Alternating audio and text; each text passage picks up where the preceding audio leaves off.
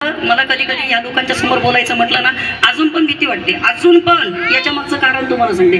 तुम्ही समोर बसले ना मला कधी कधी असं वाटतं तुम्ही काय मला चॅलेंज करताय का काही, तू आमच्या एवढं जगून दाखव फक्त. मला कधी कधी असं वाटतं अरे हे चॅलेंज आहे आमच्यासारख्या लोकांकरता. मी पूर्वी देवाकडे काही मागत नव्हते पण हल्ली मी देवाकडे सुद्धा मागायला लागले.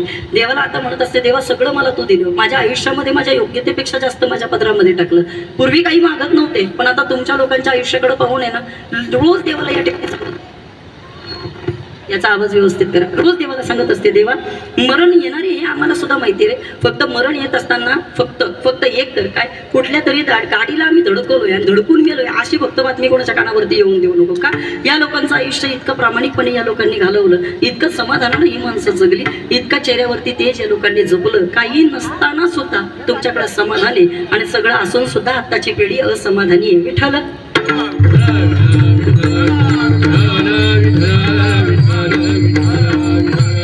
तुम्ही पहा आज काय कमी आहे बाबा आपल्या पोरांकडे, कशाची कमी आहे बोला बोला बोला. आज काहीच कमी नाहीये पण तरी सुद्धा आताच्या मुलांकडे आम्हाला समाधान आणि सुख पाहायला मिळत नाही. दादा बोलू काय वाक्य इकडे पहा. पूर्वीच्या कालखंडामध्ये महिलांना सासूरवास असायचा. सासूरवास ज्ञानोबा तुकोबांच्या ज्या अभंग लिहिले जे कशाचं खोबरे तेल आणि कशाचं काय, कशाचं सण यायचं आणि कशाचं काय यायचं, पण तरी सुद्धा अशा परिस्थितीमध्ये सुद्धा ही माणसं फार समाधानानं जगली होती. ताई कसं काय बरं काही नसताना ही माणसं समाधानानं जगली तर त्याच्याकरता एक पुरावा देते तुम्हाला ऐका.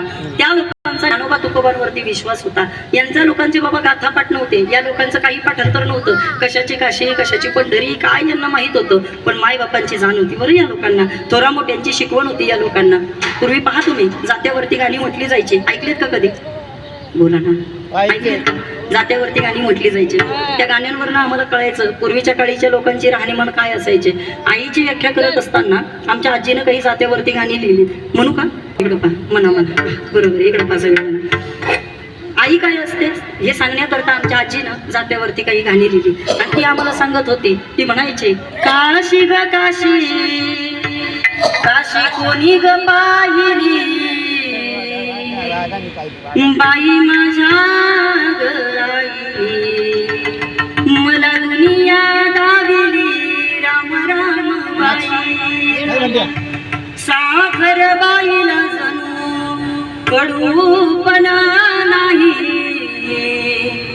बाई माझ्या आईला जणू कडूपणा नाही. आई म्हणू आई ग गोड काही नाही ग बाई,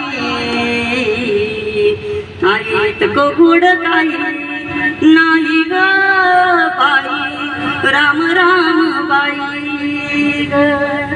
आईत की माया करीत नाही ग चुलती चिंचेची सावली बाई चिंचेच्या पुरती. बरं वाटतंय ही जुन्या लोकांची शिकवण होती बरं का. जुन्या लोकांचे आत्ताच्या काही नवीन असतील ना त्या म्हणतील हिला येतोय कसं काय एवढं.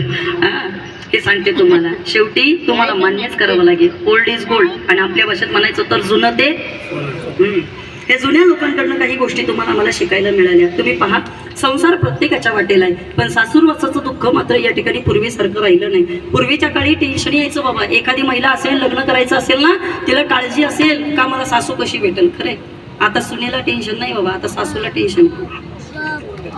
कळतंय तुम्हाला सगळं.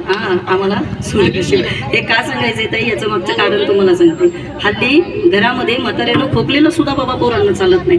घरामध्ये सून या ठिकाणी एखाद्या आईच्या हातून एखादा खडा तांदळामध्ये राहिला तो सुद्धा पोरांना चालत नाही. एवढे डोळे वटारले जातात, इतकं बोललं जातं नाही ते वेळेला या ठिकाणी शब्द नको ते तसे चुकीचे वापरले जातात. पण माझं एक कळकळीची विनंती इथं बसलेले काही तरुण वर्गातली मुलं असतील ना तर त्यांना मला तुम्हाला सांगायचंय अरे काय असतं म्हातारपण. तर मला असं वाटतं की या ठिकाणी लहान बाळाचं जसं बालपण तसं म्हाताऱ्या माणसाचं म्हातारपण. काय बाबा तुम्ही पहा जसं एखाद्या लहान लेकरांना हट्ट करावा, जसं एखाद्या लहान लेकरांना बाबा चुका कराव्या तशा म्हाताऱ्या माणसांकडनं या ठिकाणी चुका होत असतात. तुमच्या आमच्या या ठिकाणी लोकांचं खरं तर काही लोकांचं दुर्दैव आहे का ज्यांना घरामध्ये ही वयस्कर माणसं आवडत नाही, ज्यांना घरामध्ये बाबा या वयस्कर माणसांचं काही चुका झालेल्या सहन होत नाही. पण आजचं कीर्तन आहे आणि या कीर्तनाच्या माध्यमातून माझं तुम्हाला सांगणं आहे कोणी समजून सांगणारं आम्हाला दिसणार नाही. याच्यावरनं मायेनं याच्यानंतर